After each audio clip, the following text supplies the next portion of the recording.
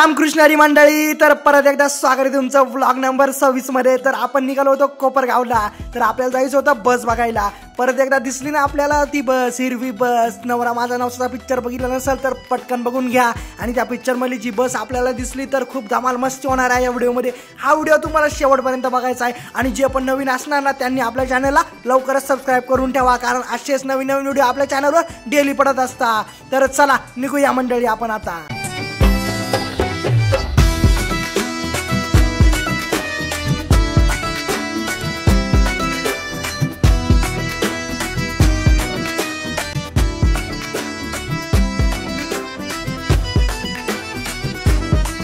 तर मंडळी तीच बस, सेम कलर। तर ही बस आपल्याला परत एकदा दिसली, ते पण आपल्या कोपरगावच्या बस स्टँडवर। आणि ही बस मला अजून एकदा दिसली होती आणि मी ते व्हिडिओ काढलेले तुमच्यासाठी। आणि ती बस कुठं दिसली आहे ते तुम्हाला मी एंडला सांगणार, तर हा व्हिडिओ एंड पर्यंत बघा।